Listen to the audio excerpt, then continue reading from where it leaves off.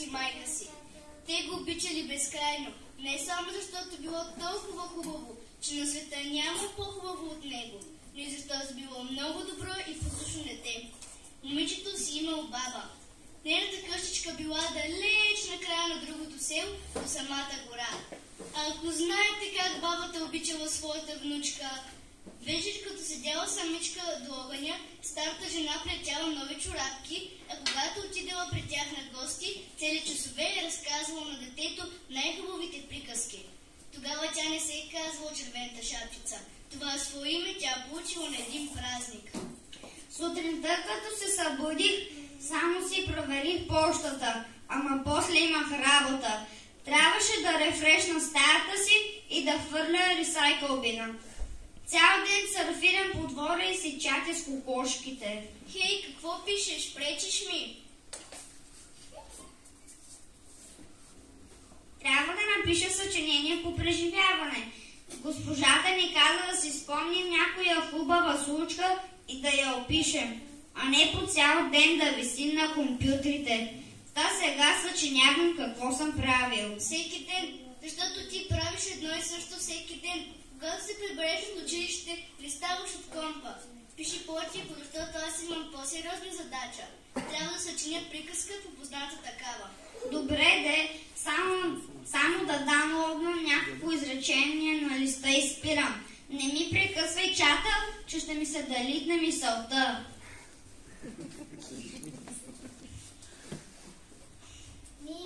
Митко, време е за лягане. Веднага, мамо. Слава Богу, че от това съчинение така ми се приспа. Още малко, мамо, само да си довърша приказката. Късно вече. Утре на свеж акъл ще си чиниш по-добре. Добре, мамо.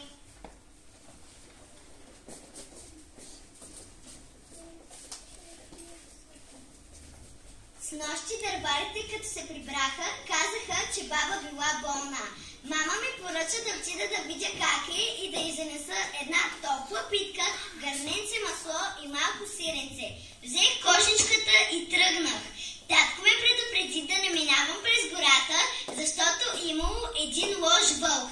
Но аз не се страхувам, защото имам толкова много приятели там. И птичките, и цветята, и пеперутките, и зайчетата. Ето, вижте тази пеперутка. Ха, още една. Ама вие сте били 3.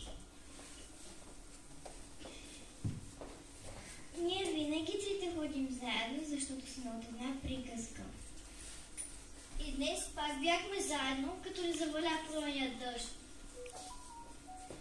О, колко страшно беше! Измокриха ни си крилцата, а нямаше къде да се скрием. И тогава видяхме белия крем, красивото градинско цвете, с което отдавна сме приятели. Той има големи бели цветове. Ние го помолихме да ни подслони. И знаеш ли какво ни каза този наш приятел? Не, какво? Какво? Казах им, че ще ловна само тая бялата хубавица, защото е красива като мен. Не мога да си чатя изтрите. И ги прогони в този дъжд? Никога не съм гонил. Рекоха, че трите вървят комплект и не можем само едната да си изчачи с мен. Аз какво да направя? Трите са ми много. Прав им път. Тогава видяхме жълтото лале. То винаги е било толкова мило с мен. Проплаках му. Мило ленце, моля те, приотини в твоята чашка на сухо, че не се отми прашецът от крилцата и няма да можем да летим. За Фейсбук приятелка приема само жълтата пеперутка. Като и чета информация, тя най-ме допада. Бакиянът ми не погледа другите две. Какво? Нямам повече място на диска, казах. Ай, чао, отивам да пусна скайпа, че ще ме търсят вечер за танците. Виждаш ли, червена шапчице, какви приятели сме имали. Ама това не е всичко. Продължихме да летим и ни бе все по-трудно и по-трудно. Насреща ни червения мак. Все такива цветове.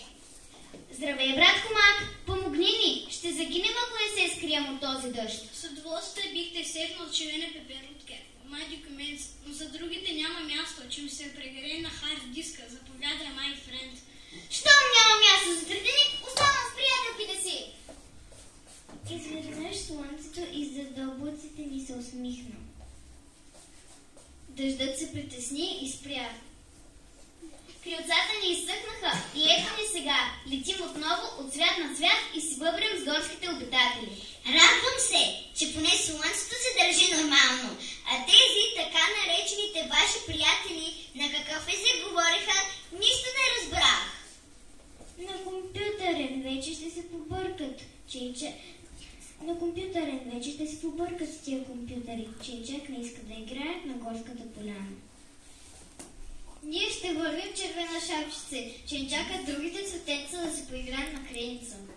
Довиждане е се пази от страшния вълк. О, вълка! Не съм срещнала още никакъв вълк. Разправят, че бил много свиреп. И мама каза да се пазя, като го видя. Това е безсрамна лъжа. Аз съм най-кроткото и безобидно животно в гората. Какви са тия майки, които заплащат децата си с мен? Питайте когото искате в страната на приказките. Навсякъде се славя с доброта и честност. И аз така, като те гледам, никак не си страшен. Ако искаш, може да ми правиш компания по пътя.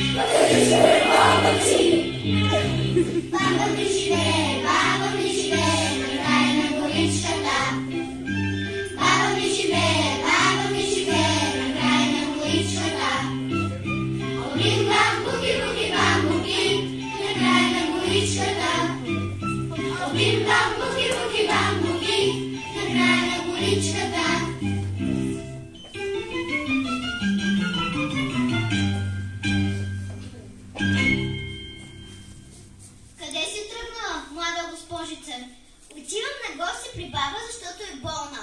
Тя живее на другия край на горичката и ще ми бъде много скучно да вървя сама до там. С удоволствие ще ти придружа по горските пътеки, защото тук бродят какви ли не ужасни същества. О, хайде, не започвай ти! До сега слушах мама да ми опява, пеперутките да ми предупреждават. Стига толкова! В такава чудесна гора пеят толкова хубави песни. Нищо лошо не може да ми се случи. Да, може и нищо лошо да не се случи, ако се довериш на опитен водач като мен. Това е моята гора и познавам всички тук. Ще те пазя от всички лоши твари. Само с злата баба Яга ще ми е малко по-трудно. Не се опитвай да ме изплашиш. Колко път съм ходил на гости при баба и не съм срещала нито едно лошо животно. А и за каква баба Яга ми говориш? Тя е от друга приказка. Аз познавам всички в страната на приказките, защото имам много братовчети и ходя на гости в много приказки. ядосвал хората. Те вече не вярват в приказки. Нали не вярвате? Особено в празни приказки. Принцесата, ето се събуждала след 100 години, ама чаща е вече баба и разни лебедови перушини. Децата днес мечтаят за компютри, магазини, лимузини. Не им бъркай главите с разни феи и чародеи. Защо прогони Вълчо бабо? Той щеше да ме запознае с моите любими приказни герои. Ти си заминавай! О, Вълчо хамо щеше да ни прече. Аз ще остана тук на пук и понеже много ме ядоса, ей сега ще омагьосам. Ала бала, духа и ветри като хала, влез в приказките стари, при слуги и господари, при кралици и джуджета, при лисани и козлета. Духа и ветри, измети ги от досадните им книги, размени им имената, страницата и страната, всички да ги изоставят и децата да забравят тези приказки и песни, скучни и безинтересни. Грами мълни трещете, празника им развалете, нека тук да няма танци, смях и радост да заглъхнат. Всички в миг се вкаменете, в скали се превърнете. Сега, драга ми шапче, всичко си дойде на мястото. Приказките са добре накълцани и развъртени. Една салата от приказки. Просто да си оближеш пръстите. Като казах оближеш, аз много харесвам такива малки крехки момиченца, точно като теб. Вкусно! Защо говориш така? Да не се готвиш да ме ядеш? Не, бъркаш ме с сестра ми. Тя зацаря малки момчета и момичета, докато се опоят и този ги изяжда. Приказката е малко по-нататък. Сега чаках Хензел и Гретел да падна с капана й. Виждаш ли? Е там, момченце и момиченце. Още не са стигнали до шоколадовата къщичка. Здравей, ти сигурно си червената шапчица. От кога искам да се запознаем? Аз съм Гретел и с брат ми Хензел се загубихме в гората. Ти на къде си тръгнала? Отивам на гости при баба, която е болна и нося питка и сиренце. О, две момиченца и едно момченце. И за десерт питка с сиренце. Колко вкусно! Мили деца, искате ли да ви помогна да излезете от тази гора, за да не ви плашат разни вълци, мечки, зайци, тем подобни живинки? Ами той вълкът не е лош. Нали говорих до сега с него? И зайците не са лоши. От когато се загубихме с Гретел, те са все около нас и ни развеселяват. То да не ни е страх. Всички в гората са много мили с нас. Стига си ни плашила. Ей, сега ще те изтръвам нашата приказка. Ама вие сте били големи хакери. Я ми вижте намръщената емотикона и се приготвяйте за вечеря. Толкова съм гладна, че изобщо не ме интересува вашето хистори. Да ви се скапи Windows-а дано, котка да ви яде мишката и някой вълк да ви хапне дано. Пак вълкът виновен. Ей, тая проклятие, тя съвсем се е бъгнала по тия компютри. Кого сканират очите ми? Кого? Кого? Комицата Лисана. То без нея приказка не става. Ние да си ходим, че ще мръкне вече, а още пътя не сме намерили. И с лисицата не сме в добри взаимоотношения. Все около нас се върти, мили думи не нарежда, но види се, друго изище. Здравейте, мили дечица! О, какви сте ви сладички! Здравей и ти, куме! Как си? Ти ли ме питаш, не помниш ли вчера? Как да не помня? Нали за той те питам? Горкият! Само как го бяха потрафили овчарите, проклетниците! И защо? Заради няколко агънца. Та хората го жуха му задрали, главата му се били, окото му посинили. Като го видях, топака ми се, за кого да плача по-напред. За него ли, за мене ли? Ме пък ме уръбаха общинските кучета. Ужас ви казвам! Боли!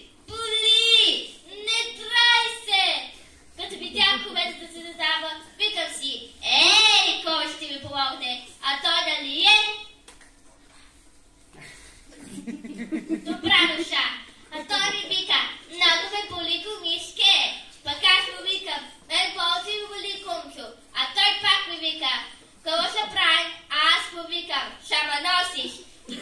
помня, като на фекса кръв, коцук до дома.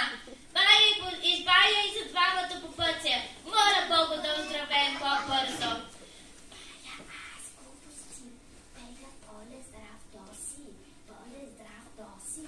Ако бакът носи ли носи? Аз тая приказка съм я чувала. Как си излъгала глупавият вълчо, за да те носи? Ама тя излъгала ли ме? И ме нарекла глупав.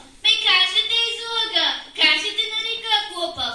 Да ти си най-добрият ми приятел. Без теб не е интересно твоите приказки. Аз могох моите приказки без тебе, хитрушо недна. Ей, сега приказките ще останат без лисица. Само да те докопам. Ей, няма да се примирят двамата. Ще се заяждат един друг. Някой идва.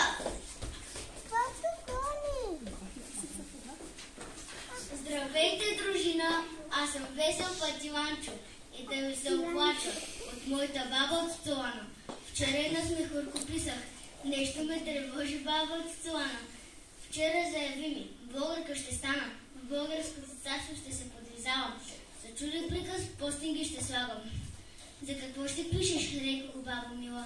Писането в Бога е медийна сила. А тя тук рече, чербелите вече били като вина. Децата не знали ред и дисциплина.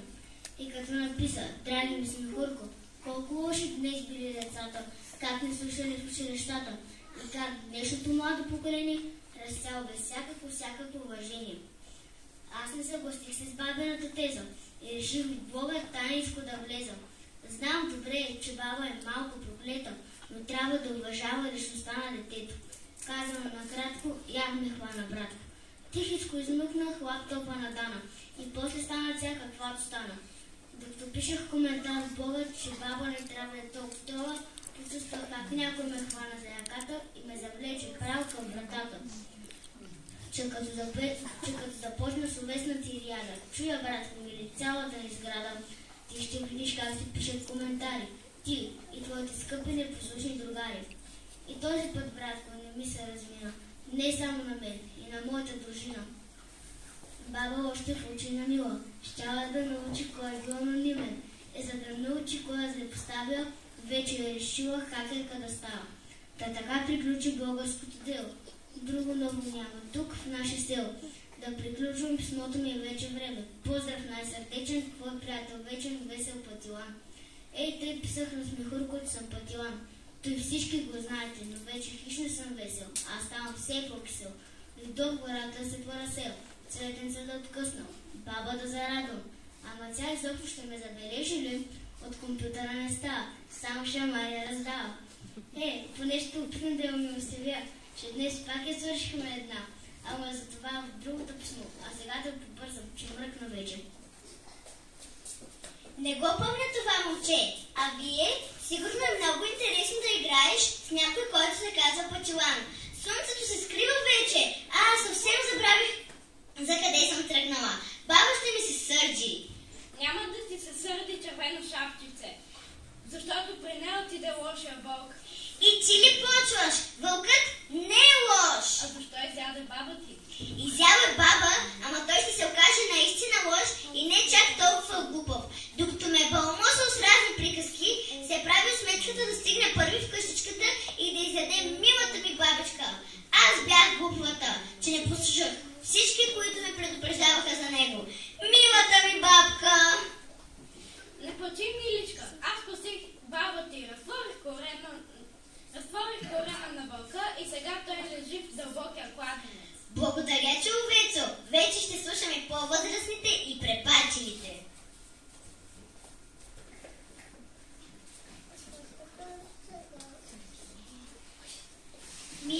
Митко, време е да ставате, да закусите и да си напишете домашните, които ви останаха от снощи.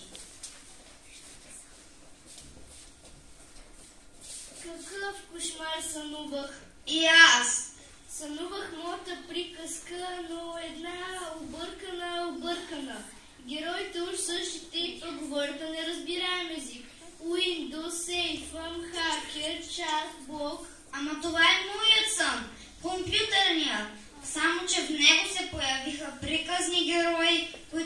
отдавна съм забравил.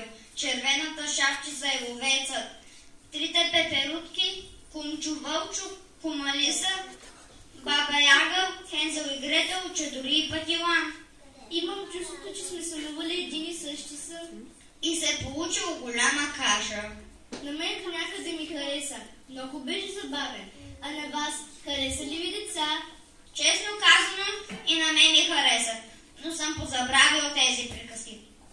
Ще отида да прочета някоя, а после ще напиша в съчинението си какво съм преживял днес. Аз сега да напиша моето съчинение.